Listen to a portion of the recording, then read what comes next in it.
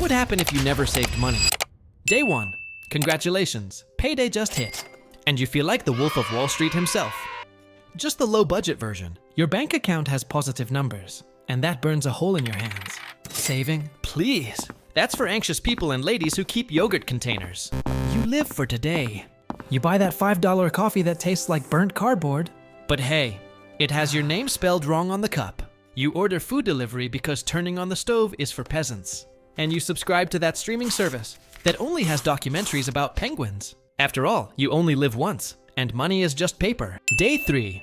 You've already spent 40% of your paycheck on little treats. Because you deserve it. You saw some sneakers on sale that you didn't need, but they were 20% off. So technically you made money. No, your brain is just flooded with cheap dopamine. You're the king of them all.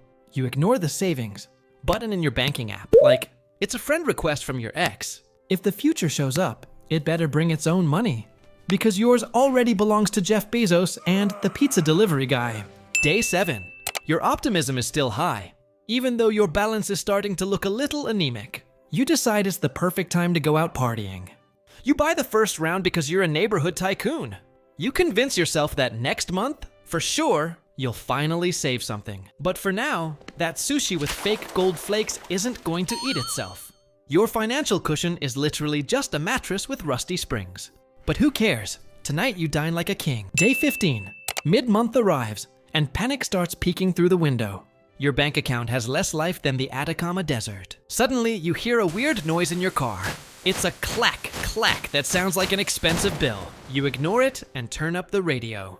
If you can't hear it, it doesn't exist. But reality is stubborn. You realize that if you want to survive until next payday, you'll have to go on the student diet. Instant noodles and tap water. Day 20. Real emergency. A pipe in your bathroom bursts. And now you have a private Olympic swimming pool in your living room. You call the plumber, and when he tells you the price, you feel a sharp pain in your chest.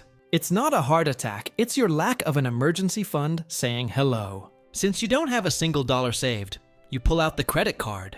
It's for emergencies. You lie to yourself while signing your own death sentence at 40% interest. Month 1, you survived. But now you owe half of your next paycheck to the credit card. The cycle of doom has begun. You no longer spend for pleasure, you spend for survival. Your savings account is still at 0. 0. A round number, aesthetic, perfect, and absolutely terrifying. You start looking at stray dogs with envy, because at least they don't have to pay for internet. Month 6, you've spent half a year living on the edge, and you haven't saved enough for a piece of gum. Your stress is so high that coffee doesn't even work anymore. Now you need Puriapia. Suddenly, the company announces a workforce adjustment. Yes, that's the elegant way of saying you're out on the street. Since you don't have savings, you don't have a cushion to look for a job calmly. You have exactly 3 days before the bank. Start sending telephone hitmen to ask for their money. Year 1. The lack of savings has turned you into an expert at financial juggling. You owe 3 months of rent. Your electricity was cut off yesterday, and you're using the neighbor's Wi-Fi. The one named I'm not giving it to you. Your life is a horror movie where the villain is a bank statement. You get a bad flu, but you don't go to the doctor. Because the consultation costs the same as a week of food. So you heal yourself with pure willpower and grandma's remedies that smell like vinegar. Year 2. Your car, the one that used to go clack clack, finally died. Now you walk 40 minutes under the sun to get to work, if you even manage to get one.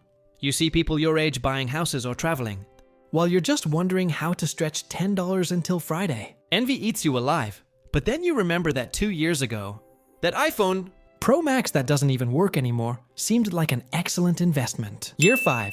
You're not even a person anymore. You're just an extension of your debts.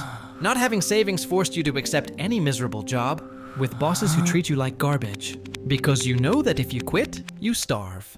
By Tuesday, your dental health is a disaster. Because a dentist is a luxury only Arab sheikhs can afford. You have a tooth that moves more than the price of Bitcoin. Year 10. Inflation has sent prices to the sky. But because you never saved or invested, every time you hear someone talk about compound interest, you feel like crying. Because in your case, compound interest has only worked to drag you deeper into the swamp of the credit card bill you never managed to pay off. Year 20. You reach the age when you should be thinking about retirement. But your retirement plan is winning the lottery or hoping a meteor wipes out humanity. You don't have property. You don't have investments. All you have is a collection of overdue bills and wrinkles caused by stress. Your friends are talking about cruises, and you're checking which brand of cat food is on sale because, let's be honest, it tastes like tuna and it's cheap. Year 40. You're on your deathbed, which is rented, of course. The doctor tells you that you need an expensive surgery to live 5 more years.